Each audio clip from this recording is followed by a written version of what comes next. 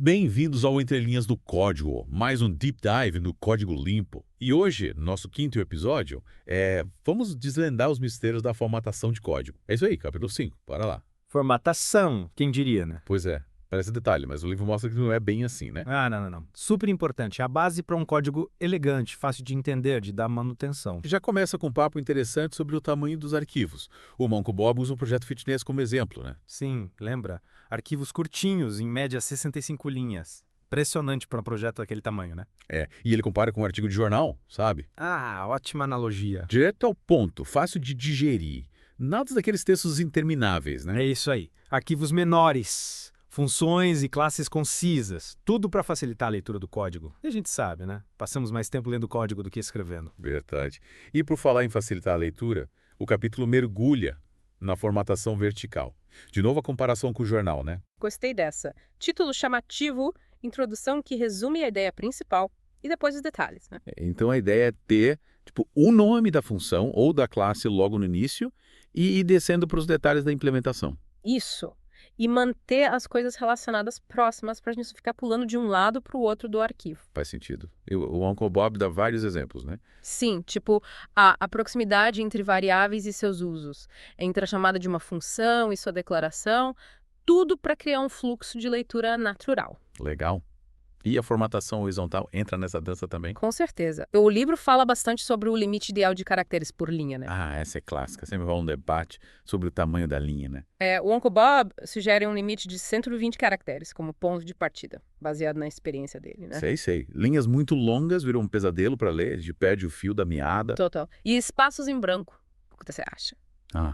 Espaço em branco. São essenciais. Dão ritmo ao código, separam blocos, logicamente, Uhum. deixam tudo mais respirável. Tipo, a diferença entre ler um bloco gigante de texto e um texto com parágrafos bem definidos. Exatamente.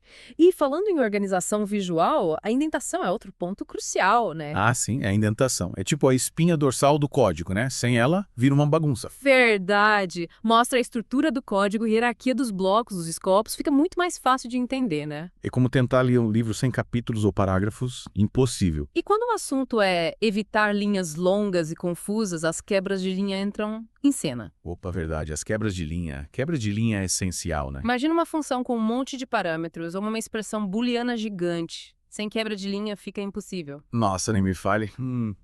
Sabe o que eu pensei? Um código bem formatado diminui a necessidade de comentários, né? Boa sacada! Se a gente organiza tudo direitinho, o código se torna autoexplicativo. Exatamente. O livro fala bastante disso, né? Que comentários devem ser usados com moderação. Só quando o código não se explica sozinho. É como se a formatação falasse por si só. É uma boa forma de pensar. Mas, claro, em alguns casos os comentários são inevitáveis, né? Para explicar a lógica por trás de um algoritmo complexo, por exemplo. Concordo. É preciso encontrar um equilíbrio. A formatação é a primeira linha de defesa para um código claro, mas às vezes um comentário bem colocado faz toda a diferença. Com certeza. E acho que com essa ênfase na clareza do código, já exploramos bem a formatação, né? Mas antes de partirmos para o próximo capítulo. Peraí, ainda temos algumas nuances para desvendar sobre a formatação. Tipo o quê? Que tal a gente discutir um pouco mais essa questão do limite de caracteres por linha? Interessante. O Uncle Bob sugere 120 como ponto de partida, mas será que existe um número mágico que funcione para todos os casos? Boa pergunta. E a história de usar espaços em branco para separar blocos de código logicamente relacionados. Você tem algum exemplo prático para ilustrar isso? Um exemplo prático. Deixa eu pensar. Acho que ajudaria a visualizar melhor o conceito. Tenho sim. Teve um projeto que eu trabalhei que a formatação era completamente inconsistente. Era um labirinto.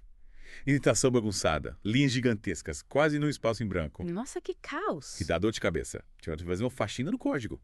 Implementamos um padrão de formatação consistente, usando um formatador automático, para garantir que todo mundo seguisse as mesmas regras. E aí, qual foi o resultado? A diferença foi gritante. O código ficou muito mais legível, fácil de entender, de modificar. Que bom. E o melhor, a quantidade de bugs diminuiu consideravelmente. Olha só, a formatação salvando o dia. Essa história mostra o poder da formatação, né? Total? É como se a gente tivesse dado um upgrade, não só no código, mas na produtividade e na qualidade do software. Com certeza.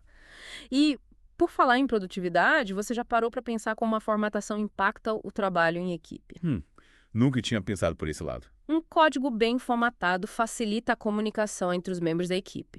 Todo mundo consegue ler e entender o código com mais facilidade, né? Faz sentido. Isso agiliza o processo de desenvolvimento, reduz a chance de erros, aumenta a produtividade. É como se a formatação fosse a linguagem universal da equipe de desenvolvimento. Exatamente. Essa linguagem universal, além de facilitar a comunicação, também contribui para criar uma cultura de código limpo e bem escrito. Gostei dessa. Então a formatação não é só uma questão estética, mas um fator crucial para a colaboração, para a qualidade do código e para o sucesso do projeto. Perfeito.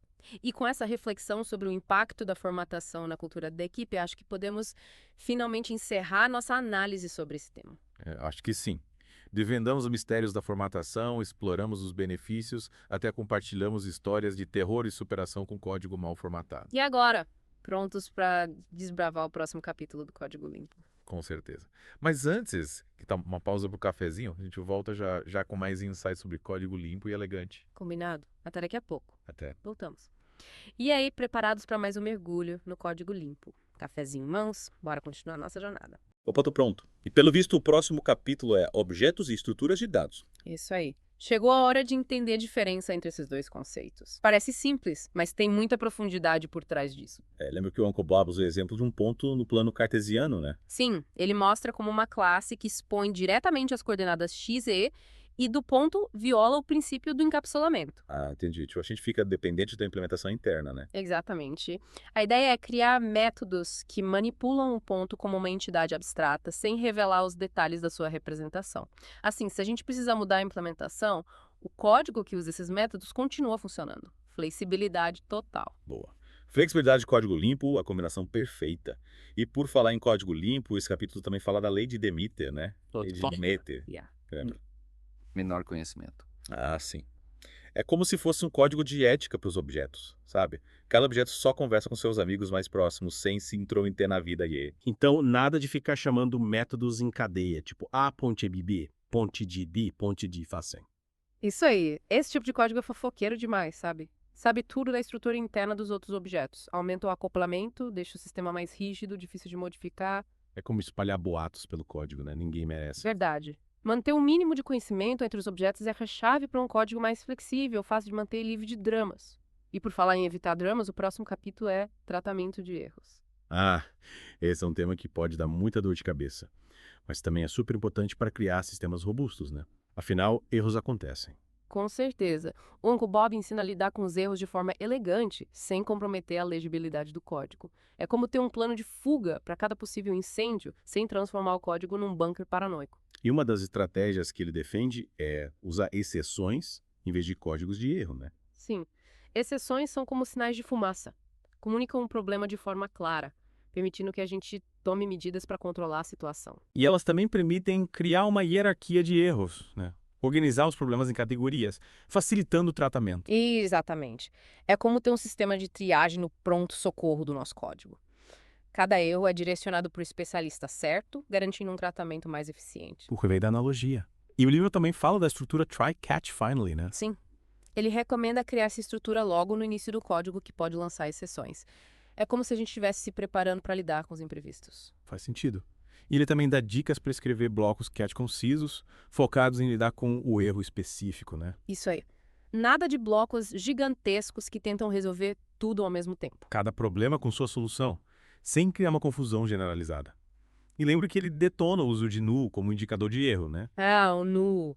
É como uma bomba relógio escondida no código, pronta para explodir a qualquer momento. Então, em vez de null, a gente deve usar exceções ou objetos específicos que representem o erro. Exatamente, assim. A gente deixa claro o deu errado, sem depender de um valor ambíguo como null. E por falar em evitar ambiguidades, o próximo capítulo é sobre boundaries, ou fronteiras em português. Fronteiras. Parece que vamos construir muros no código. Mas imagino que a ideia seja delimitar as diferentes partes do sistema, né? É isso aí. Separar a lógica interna das bibliotecas externas, dos serviços de terceiros. É como estabelecer tratados de paz entre diferentes nações do nosso código, definindo as regras de interação e garantindo que todos se respeitem. Interessante. E como a gente define essas fronteiras no código? Usando interfaces bem definidas. Elas funcionam como embaixadores representando os diferentes componentes do sistema e especificando os pontos de comunicação. Tipo, garantir que a comunicação entre os componentes seja clara, objetiva, sem mal-entendidos diplomáticos. Certo. E o livro também fala da importância dos testes de código que interagem com componentes externos, os testes de aprendizagem. Ah, sim. Esses testes são como espiões, que verificam se os componentes externos estão cumprindo os acordos estabelecidos nas interfaces. É uma boa forma de pensar. Eles garantem que a integração entre os componentes funcione como esperado, mesmo que a gente não tenha controle total sobre os componentes externos. E, com essa rede de espiões, podemos ter certeza de que as fronteiras do nosso código estão bem protegidas. Mas e os testes do código interno? Como garantir que tudo funcione dentro das nossas próprias fronteiras? Calma, já chegamos lá. O próximo capítulo é sobre testes de unidade, um guia completo para testar o código. Prepare-se para desvendar os segredos dos testes eficientes, legíveis e fáceis de manter. Que legal! Esses testes são como soldados que protegem o nosso código de invasões de bugs. Mal posso esperar para aprender as estratégias de defesa. Então prepare-se para a batalha. No próximo capítulo, vamos nos armar com as melhores práticas de testes unitários e garantir a qualidade do nosso código. E voltamos ao interlinhas do código. Chegou a hora da gente desvendar os mistérios dos testes unitários, né? É isso aí, o capítulo Testes de Unidade é aquele guia completo que o Uncle Bob preparou pra gente. A arte de criar testes eficientes, fáceis de manter e tudo mais. Exatamente. Testes de primeira classe, tratados com o mesmo cuidado que o código de produção. Senão vira um fardo, né? Não é isso que a gente quer. Com certeza. E para garantir que os testes estejam sempre impecáveis, o capítulo apresenta as famosas 3 leis do TDD. As 3 leis. Tipo um código de conduta para os desenvolvedores TDD, né? Isso mesmo. Primeiro, não escrever código de produção a menos que seja para fazer um teste falhar. Segundo, só escrever um teste por vez e só o suficiente para ele falhar. Terceiro, só escrever código de produção suficiente para fazer o teste atual passar. É como um mantra para quem segue TDD, né? É uma boa forma de pensar. E seguindo essas leis, a gente garante que o código esteja sempre coberto por testes e que os testes reflitam as necessidades do sistema. Exatamente. E por falar em cobertura de código, o livro também explora esse tema, né? A cobertura de código. É tipo um raio-x do nosso código, né? Mostrando o que está sendo testado e o que está vulnerável. Isso aí. Uma alta cobertura nos dá a confiança de que os testes estão cumprindo o seu papel, protegendo o código de bugs. É como ter um sistema de alarme super eficiente? Sensacional. E depois dessa imersão no mundo dos testes unitários, o livro nos leva para outro nível de organização, o capítulo Classes. Classes, estrutura básica de qualquer sistema orientado a objetos, né? É isso aí. E nesse capítulo, o Uncle Bob ensina a criar classes coesas, concisas, fáceis de entender. E a primeira dica é o famoso SP, o princípio da responsabilidade única. Cada classe com apenas uma razão para mudar. Tipo, cada classe especialista na sua área, sem tentar abraçar o mundo com as pernas, né? Perfeito. E o Uncle Bob usa aquele exemplo da classe que imprime um relatório. Se ela também formata o relatório e envia para a impressora, está acumulando responsabilidade demais. Viola o SRP. Virou uma bagunça, né? Cada um no seu quadrado. Exatamente. A solução é dividir essa superclasse em classes menores, cada uma com uma única responsabilidade. Faz sentido. E além do SSP, o capítulo também fala da organização do código dentro da classe, né? A ordem dos elementos, o tamanho dos métodos. Sim. O Uncle Bob sugere uma ordem específica, começando pelas variáveis públicas estáticas, depois as privadas estáticas, variáveis de instância e, por fim, os métodos. Para facilitar a leitura e a navegação, né? Isso aí. E os métodos curtinhos e concisos, cada um contando uma parte específica da história da classe. Pequenos, mas poderosos. E falando em poder, chegamos ao capítulo Sistemas, ampliando a visão para o sistema como um todo. Nossa, agora o papo ficou sério. Mas sem perder a leveza, claro. Nesse capítulo, o Uncle Bob defende a ideia do Emergent Design. O design do sistema surge naturalmente à medida que o sistema é construído. Tipo, a gente vai construindo e adaptando o projeto às necessidades, né? Exatamente. E ele também fala da importância de separar a lógica de negócios da lógica de infraestrutura. Cada um no seu quadrado, de novo. É isso aí. E para conectar essas partes, isso sugere o uso de frameworks de inversão de controle e injeção de dependências. E o Weabited aí, os famosos. São como as rodovias que interligam as diferentes partes do sistema, garantindo um fluxo eficiente de informações. E com uma boa infraestrutura, nosso sistema pode crescer e prosperar. Mas calma, ainda falta um capítulo. Emergência. Verdade. Último capítulo com um conjunto de heurísticas para guiar a criação de código limpo. Tipo um kit de ferramentas para a gente aprimorar nossas habilidades, né? Isso aí. E uma das ferramentas mais importantes é o princípio: escreva código que seja fácil de apagar. Código fácil de apagar, que ideia estranha. Mas faz sentido. A gente deve criar um código modular com baixo acoplamento, que possa ser facilmente removido ou modificado sem causar um efeito dominó. Entendi. Tipo, construir com blocos de Lego que a gente pode tirar e colocar sem destruir tudo. Exatamente. E tem o Day Rewrite também, o Don't Repeat Yourself. A duplicação de código é um veneno. E a gente precisa se livrar desse veneno a todo custo. Escrever o código uma vez só e reutilizar sempre que possível. E a legibilidade, claro. Um código fácil de entender é muito mais fácil de manter. Sem dúvida. Usar nomes significativos, funções curtas e concisas, organizar tudo de forma clara. Para que qualquer um possa entender o código sem se perder no caminho, né? Exatamente. Yeah. E com essa bela metáfora, chegamos ao fim da nossa jornada pelo código limpo. Ufa, que viagem. Aprendemos a construir código limpo desde os alicerces até os acabamentos. E o mais importante, vimos como a qualidade do código impacta a qualidade do produto final. Verdade. Um código bem escrito é um presente para o futuro, tanto para a gente quanto para os outros desenvolvedores. E a busca por um código limpo deve ser uma constante na vida de todo programador, né? Com certeza. E com essa mensagem inspiradora, encerramos o 5º episódio do Entre Linhas do Código. Esperamos que vocês tenham gostado dessa imersão no mundo do código limpo. E que levem os ensinamentos do Uncle Bob para seus projetos. Até a próxima aventura no mundo do código. Fiquem ligados para mais insights e dicas para se tornarem verdadeiros artesãos do código. Até mais! Valeu!